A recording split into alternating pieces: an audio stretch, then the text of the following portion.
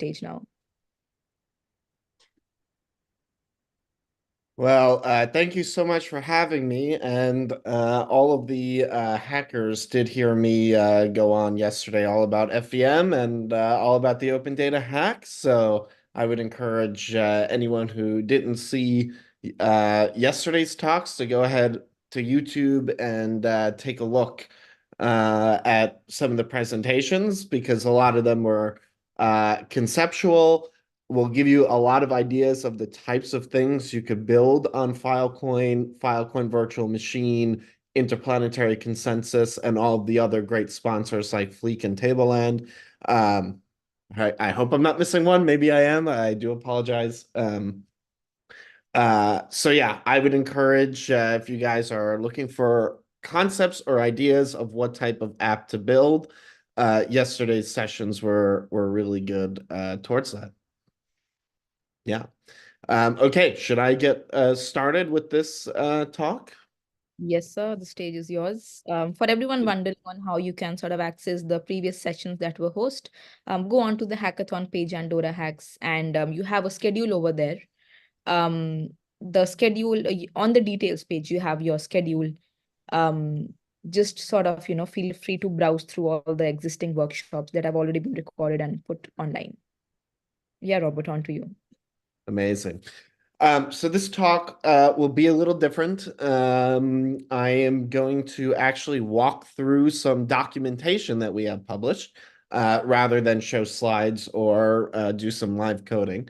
As this talk is kind of a builder's guide, and we have written a few builder's guide for specific common code that is used across multiple different apps, common functionality that you might need when building on FEM specifically. And we hope that it makes uh, your building journey in this hackathon easier, since we have published um, not only the directions, but also some sample code you could use. So let me go ahead and share my screen. Okay, so where are we? This is the Filecoin docs, and we are in the Builder's Cookbook section. So if you go here to the right and you scroll to the bottom, what we have, apologies. So what we have here is our Builder's Cookbooks. Now, the point of the Builder's Cookbooks is to take some common functionality that we think many apps might use and provide you with, first of all, an introduction on what the context is on what this functionality more or less is, how it's used, why it's important, tell you all of the ingredients you need. So this is a developer tooling that you might need in order to get this functionality going, and then give you some instructions. And those instructions oftentimes are step-by-step directions, including sample code, command line arguments, installation steps, or they could just be longer sample code, seeing the functionality used in context of a larger app. So that is the story. We have kind of divided this into a few different sections, mainly for data storage and then also for dApps development. Data storage is something that, with respect to the Filecoin virtual machine, is something that is unique to Filecoin's smart contract platform, because with Filecoin, you have access, more or less to all of the data storage functionality of Filecoin via the smart contracts that you are building. So, just to show the table of contents, these are all the functionalities that we have published so far. As you can see, there are a number just on storing data and retrieving data.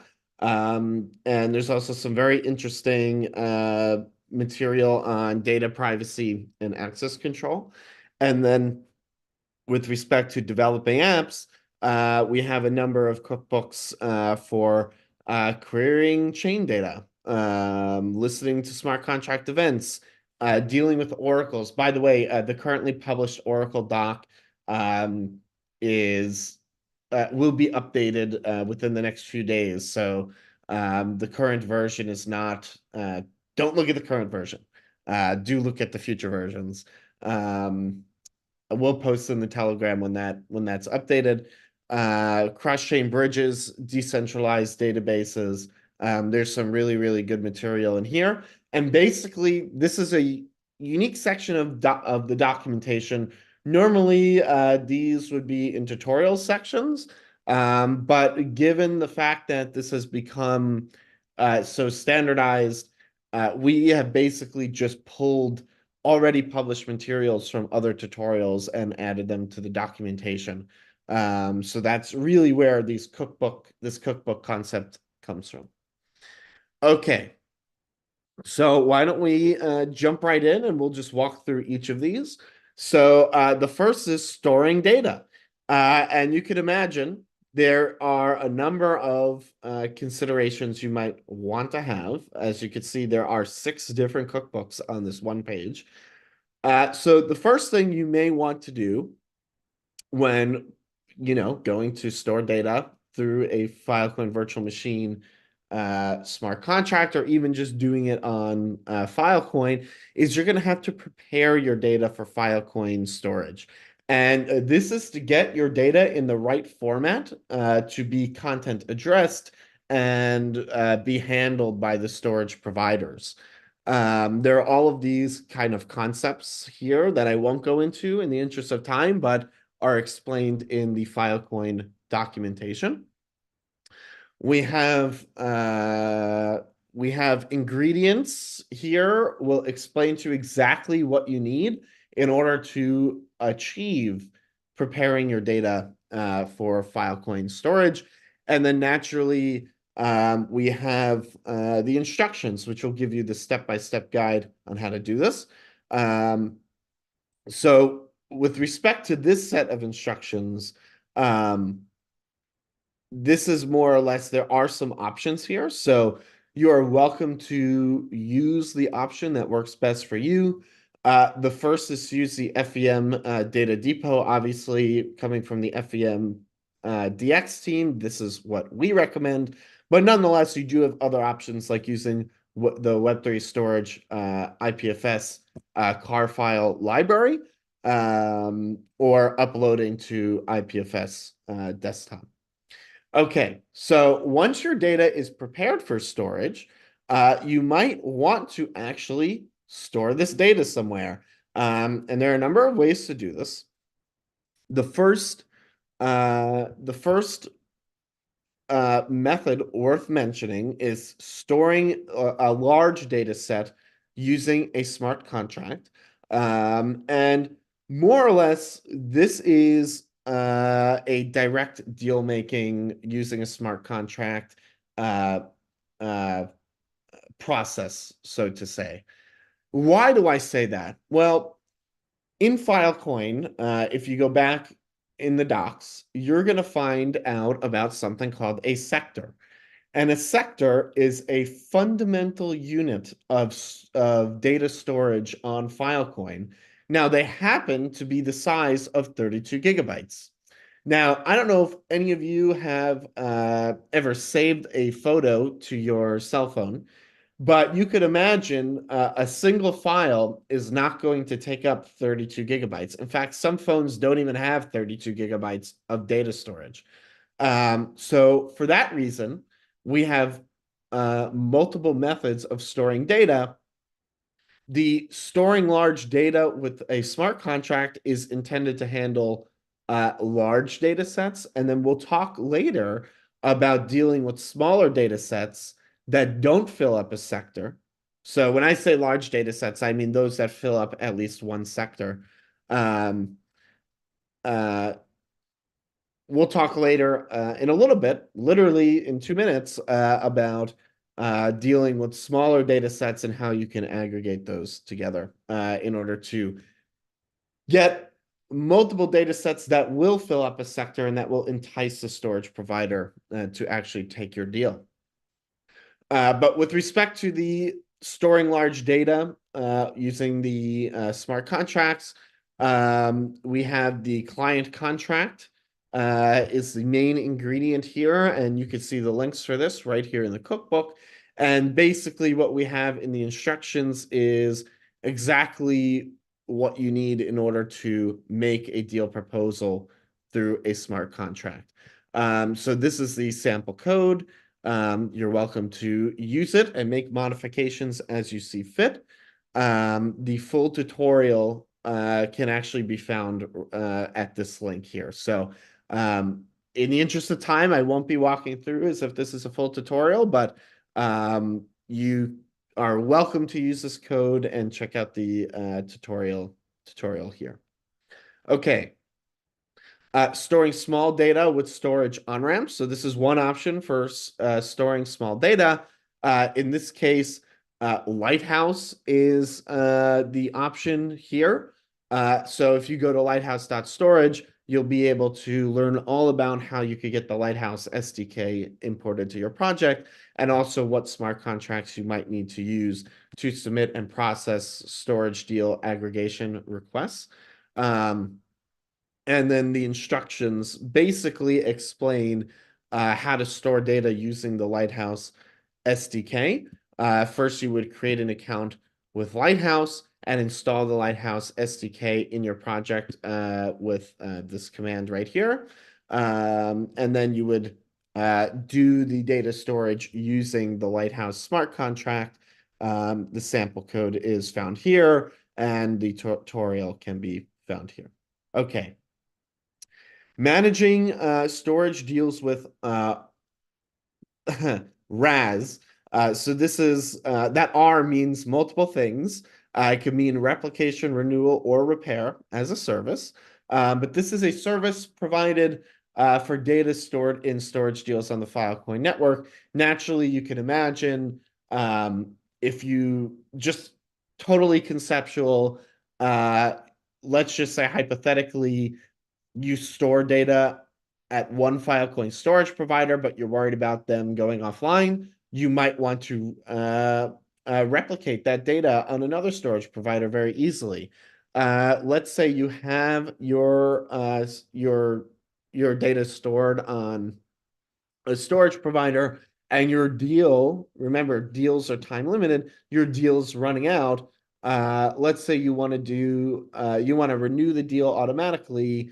There is a process for doing renewal as a service here. And again, this is using Lighthouse. So once you're onboarded to Lighthouse, you'll be able to use the SDK to do these things. And more or less, the instructions or the steps to do this is first you would register your job when uploading with the Lighthouse SDK. So these are all of the more or less variables or specifications that you will need to decide on when writing your code. The actual sample code is here that you could use. And then what you would do is you would register the job when the proposal storage deal, when proposing the storage deal and using the Lighthouse contract. So this is an alternative option, but in this case, you would use this directly in the smart contract that you are writing. So this is sample code that you are welcome to use. Okay. Monitor storage deal status from a smart contract. This is a very, very interesting,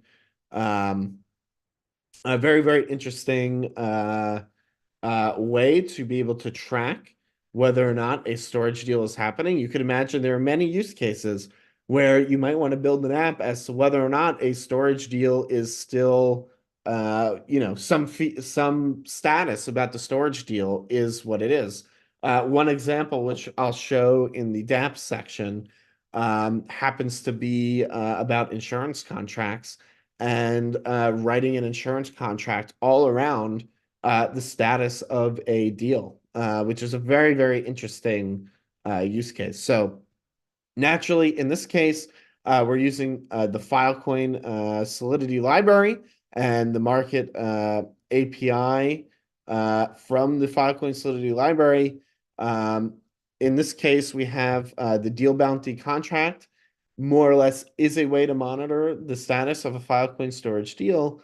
And what you can do is more or less use the market API functions to check the current status. And this here is the code on how these market API functions are actually used. So I will let you all review this. The syntax is here. You're welcome to go ahead and make use of this. Incentivize data storage. So the ingredients here are all of your favorite Foundry, Solidity, Filecoin storage directions and retrieval directions. There's more or less two sides to incentivizing the data onboarding. The first is, well, you need to incentivize clients actually uploading data, and then you need to incentivize the storage provider to actually take the deal. And we do have a live deal bounty contract, which I'll just click on this, that actually does both of these things. So you're welcome to take a look at this, use this code, and if this is functionality you need, you can go ahead and make use of the deal bounty contract. For the instructions, again, the full Solidity file I just showed. The cookbook here basically shows relevant snippets. So the first step is that the contract owner will need to deploy the contract. Then a data pinner will need to add deal CIDs intended to be incentivized to a list. The way that is done is by using the add CID function. Then a contract can be funded by those who want to see a CID accepted. And that's more or less an incentive program there. So if if a participant wants to see a CID accepted in a storage deal, they can be funded by that participant. And then finally, the bounty is claimed by the storage providers that accept the deal. And this is done by using the market API to check the status of a deal. So again, we're using this market API functionality, and the bounty can be claimed. Okay. So that's all about storing data. We also have retrieving data using retrieval clients. This more or less, when you upload data to Filecoin, you might one day in the future want to be able to retrieve it and use it.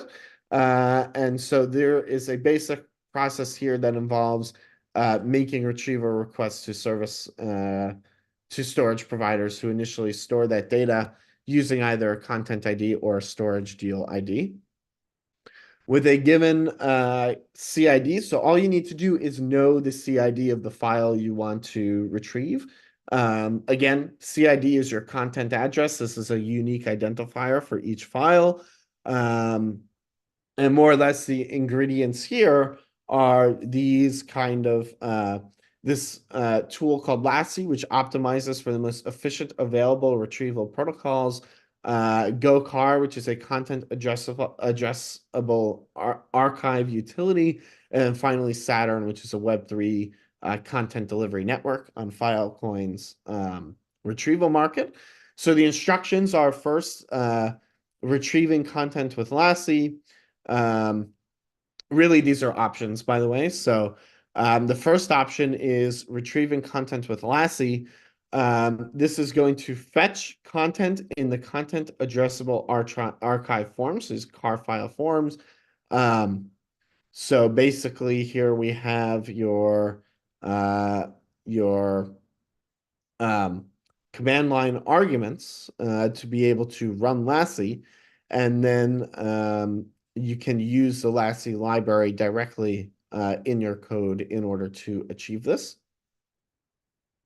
Alternatively, you can use Saturn. It's not recommended, but would be cool to see. Would be cool to see the use of Saturn in a at least a testnet deployed app. And this code kind of shows how you can use Saturn in order to achieve this. And then privacy and access. So that's retrieving data. We also have cookbooks on privacy and access control. So these, I think, are really interesting use cases. More or less what you're using here, again, is, well, in this case, is the Lighthouse Kavach encryption SDK. And we have, a few options here, but more or less, when you upload data to Filecoin, the uh, encrypting it is your responsibility. So making sure that it is appropriately private is the responsibility of the client that is uploading the data. So this is something that you definitely want to take a look at before building your app. And, once you do have encrypted data on Filecoin, you might say, hey, I only want certain people to access this data.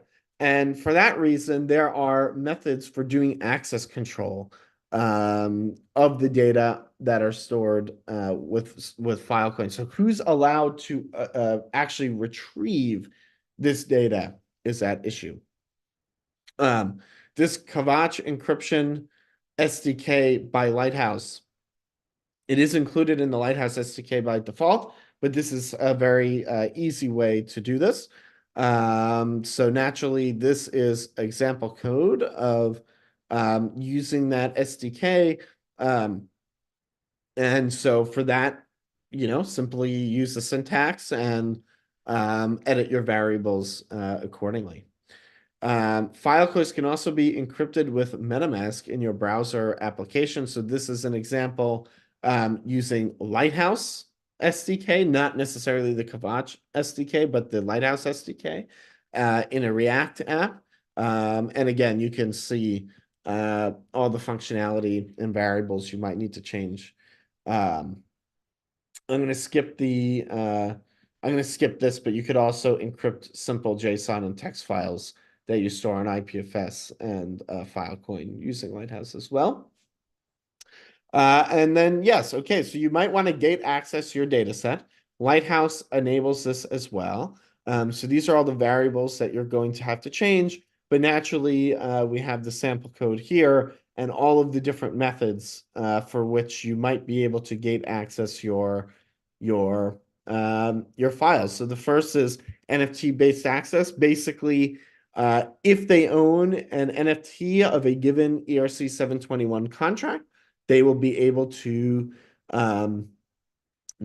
access a given file. So this is almost like NFTs as keys to your files, or keys to your mailbox or something like this.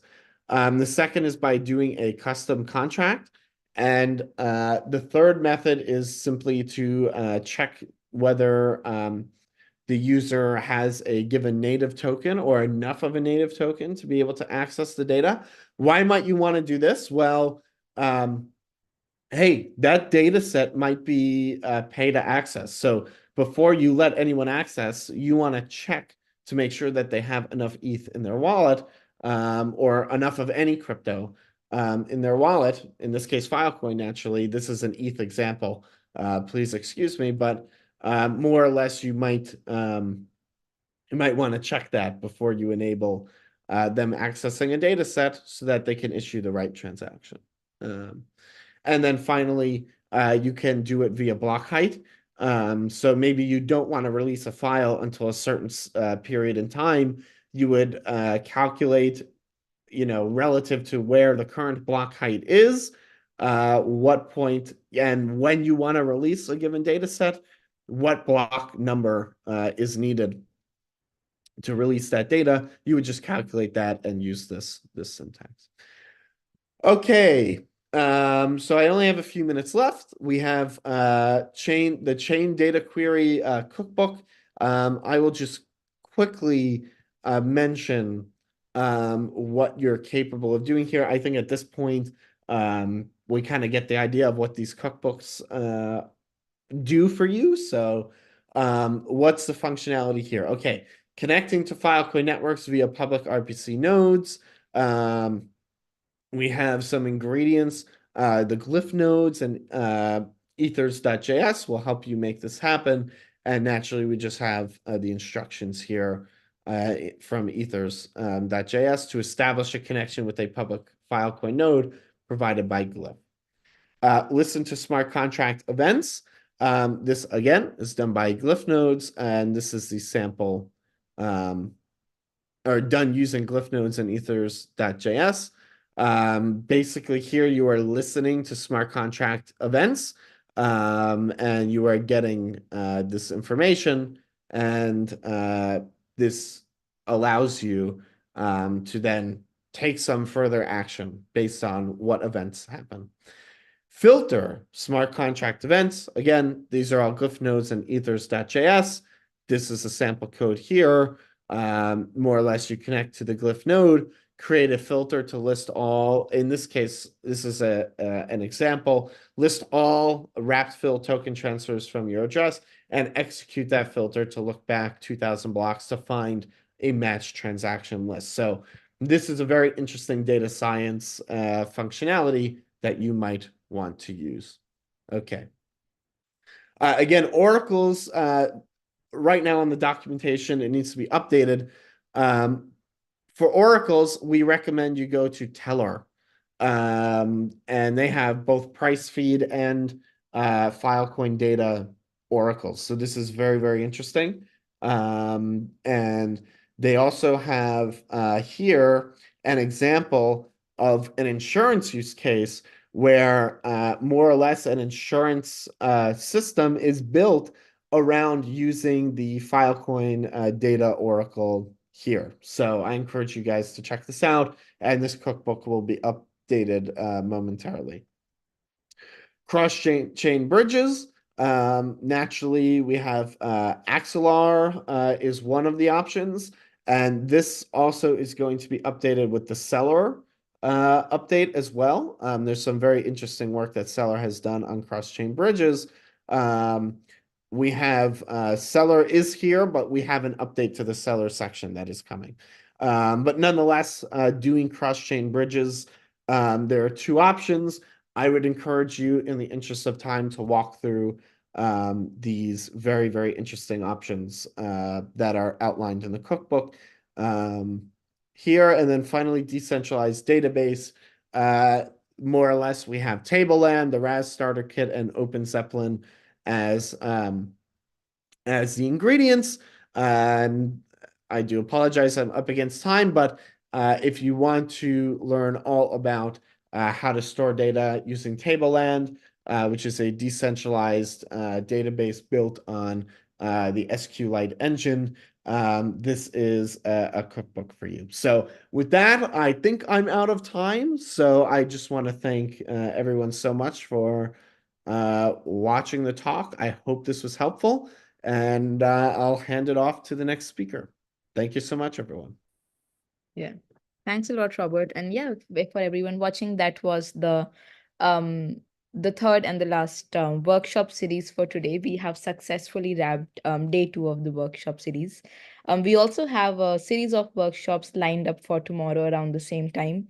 So do make sure to join us then. And for everyone, again, if you are stuck anywhere, if you have any questions, you want to sort of wander across or dive deep into any docs that are present, feel free to go to either the Telegram group of the Data Economy Hackathon, or just browse through the DoraHacks Hackathon page, Data Economy Hackathon page. I'm very sure that you'll be able to find a lot of useful resources for you to kickstart your journey. You do have 39 days remaining to submit your projects, and yeah, I wish everyone good luck, and thanks for joining us today. Take care.